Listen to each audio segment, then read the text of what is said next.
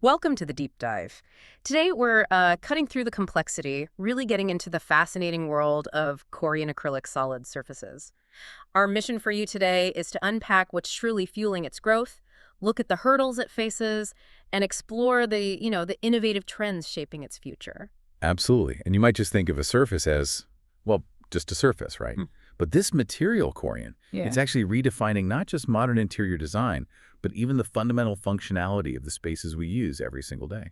Okay, so if it's really redefining design, as you say, where are we seeing this impact most visibly right now? What's the why behind its surging popularity? Well, I think the biggest driver is its increasing use in both homes and commercial interiors.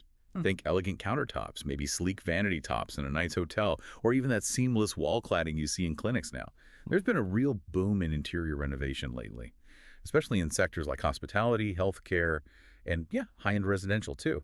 These fields, they're all demanding materials that offer both, top performance and great visual appeal. Accordion sort of perfectly fits that bill, high performance, high style.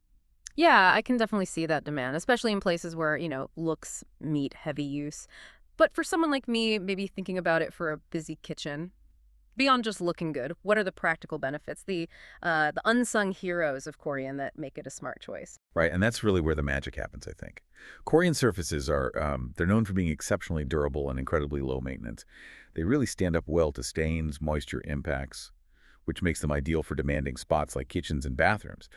But here's the kicker, the really profound insight perhaps. Their non-porous design. It's like the ultimate invisible cleaner. Mm. It actively inhibits bacteria growth.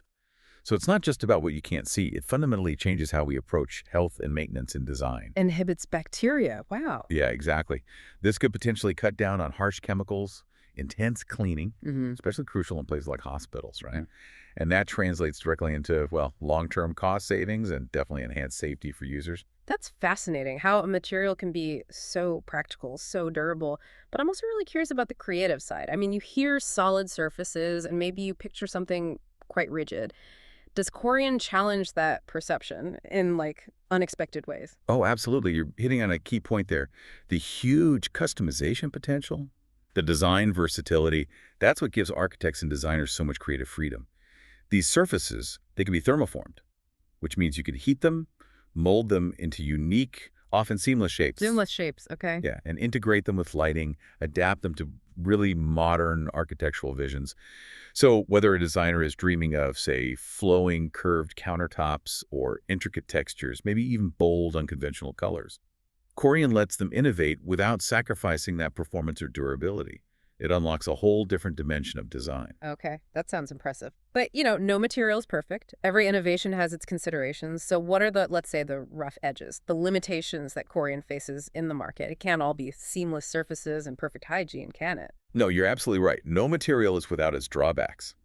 A significant restraint for Corian is definitely its cost, both the material itself and the installation. Compared to other synthetic options like laminate, Corian is often priced at a premium, and getting that flawless, seamless look, that really does require professional installation, which adds to the cost. Right. Professional installation needed. Exactly. So this can be a real barrier for buyers who are more cost sensitive or projects on really tight budgets. You see this particularly in developing regions where affordability might just trump premium aesthetics. That's a very fair point. If budget is king, maybe Corian isn't the first choice. But what about its famed durability? For someone like me, maybe I forget and put a hot pan right on the counter sometimes. Is this a material that forgives that, or does it demand constant vigilance? It's a great practical question. It speaks to real-world use, doesn't it?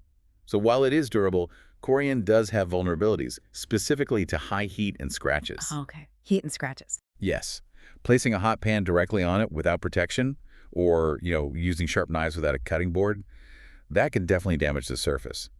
So while it's strong, it does need to be handled with a certain amount of care, which might not suit every environment or every user's habits, especially in really high abuse areas. I see. And another key limitation, it's generally not suitable for prolonged outdoor use. Oh, outdoors. Why is that?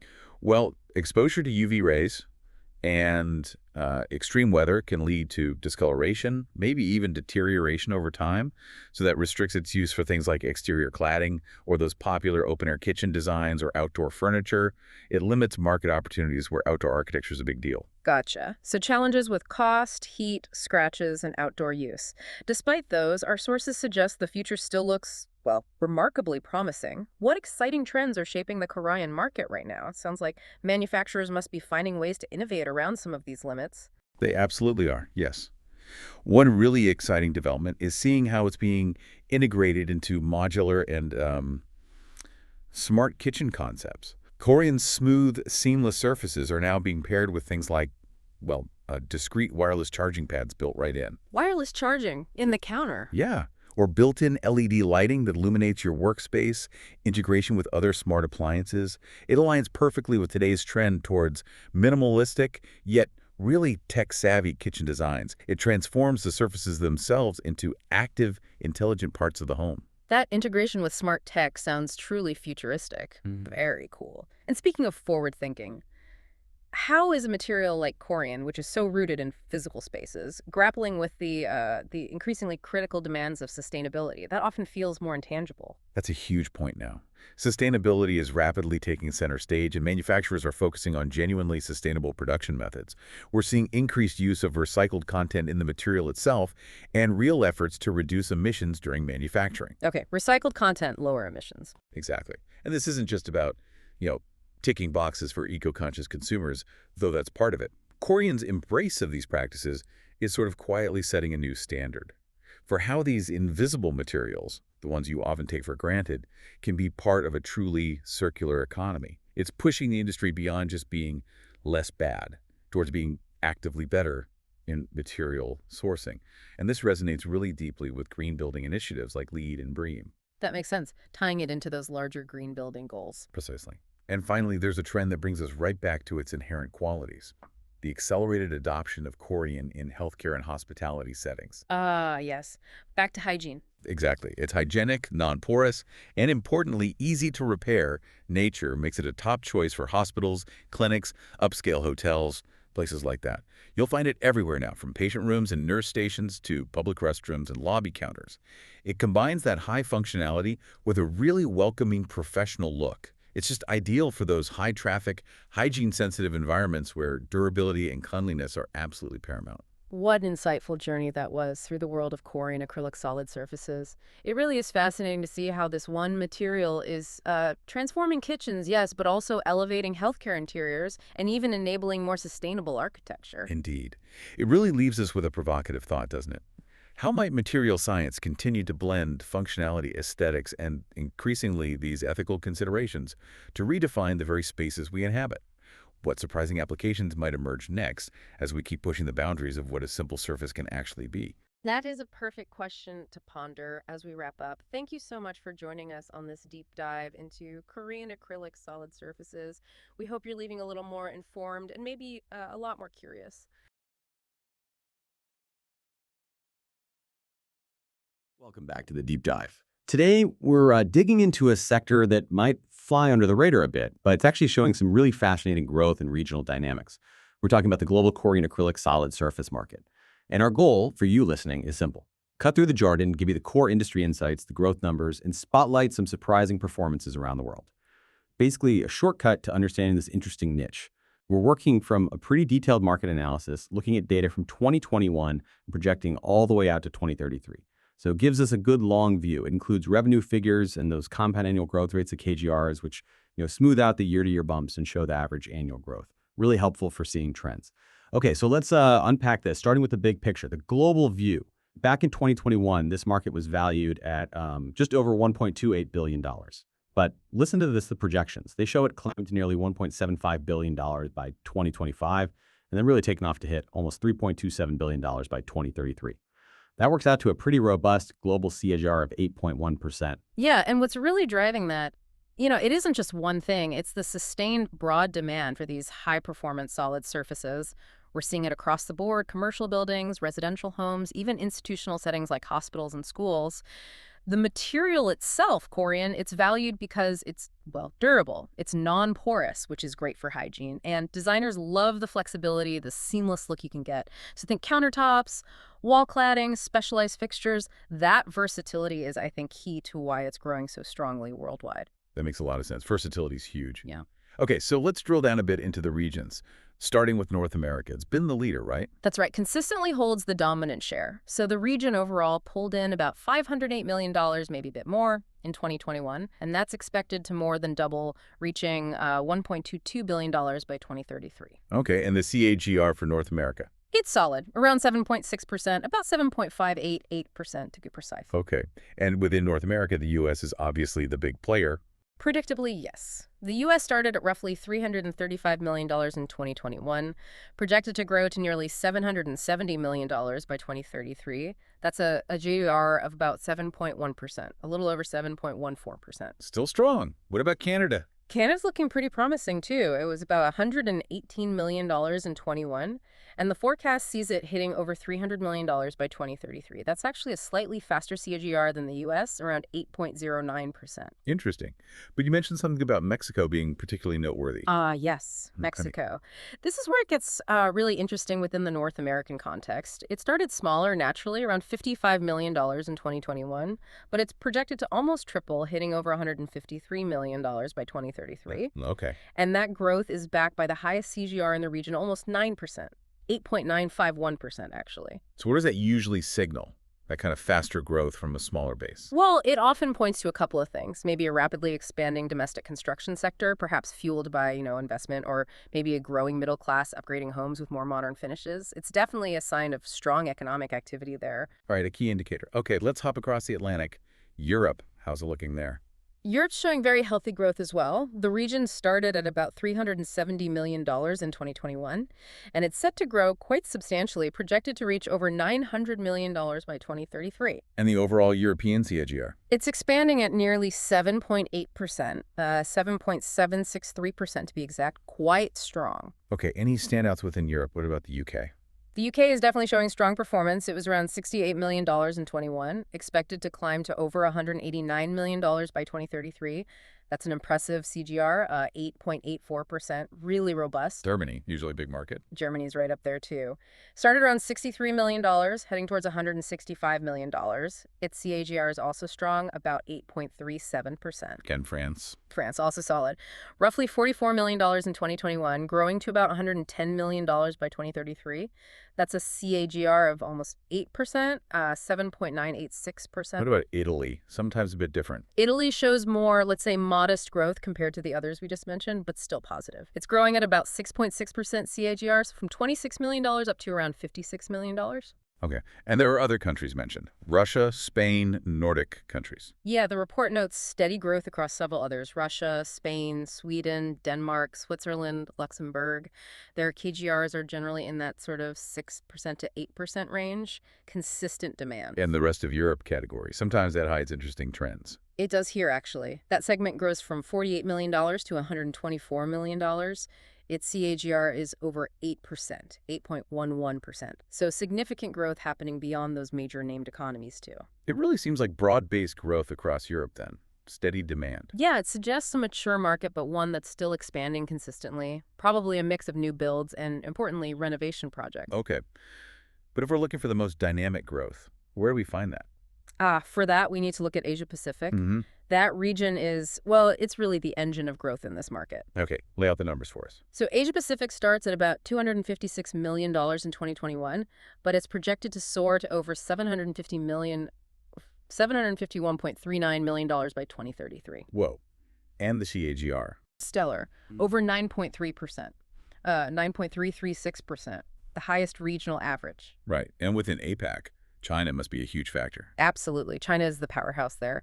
It goes from around $89 million in 2021 to a projected $286.5 million by 2033, leading the region with a CGR over 10%, 10.113%. 10%, okay. But I saw a note here.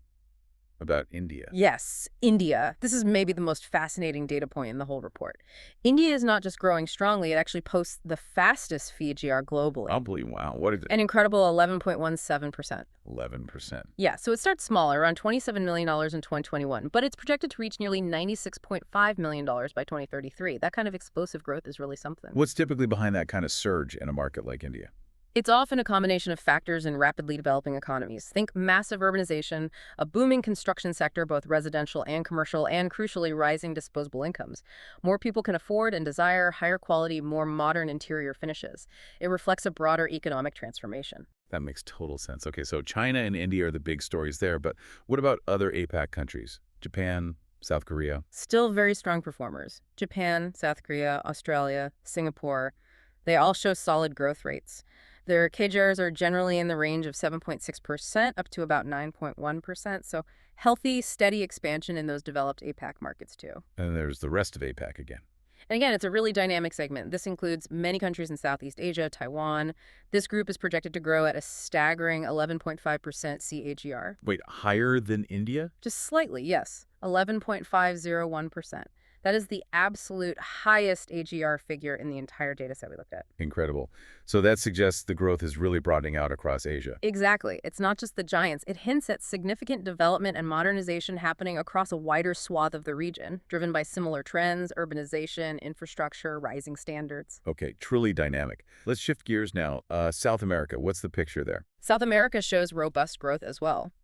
The region moves from about $67 million in 2021 up to around $177.72 million by 2033.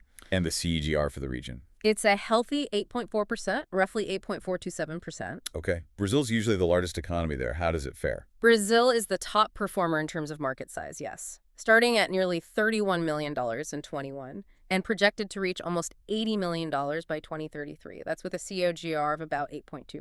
Solid. But wasn't there another standout in South America, similar to Mexico or India? Yes, absolutely. Colombia. Colombia. Okay. Colombia is achieving a remarkable CAGR of 10.125%. Over 10% again. Exactly. That makes it the second highest globally after that rest of APAC's cluster and India. What could be driving that in Colombia specifically? It could be several things, maybe targeted government infrastructure projects, maybe a particularly strong real estate boom, or perhaps increased foreign investment, especially in sectors like hospitality or high-end commercial spaces that use these kinds of materials. It's definitely putting Colombia on the map in this market.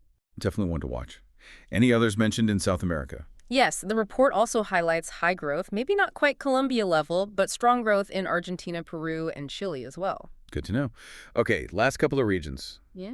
The Middle East and Africa. Let's start with the Middle East. The Middle East shows very robust expansion. It goes from about $49 million, $48.76 million in 2021 to nearly $134 million by 2033. And the CAGR? Strong again, almost 8.8%, 8.778%. Who's leading the charge there? Saudi Arabia? Yes, Saudi Arabia leads. It grows from about $18 million in 21 to nearly $52 million by 33. Right. And that's backed by a particularly strong CAGR of over 9.2%. Wow. And other Middle Eastern countries. UAE, And Qatar. it's also very strong. The UAE, Turkey, Egypt, Qatar, they're all seeing impressive TERs, generally in that 7% to 9% range.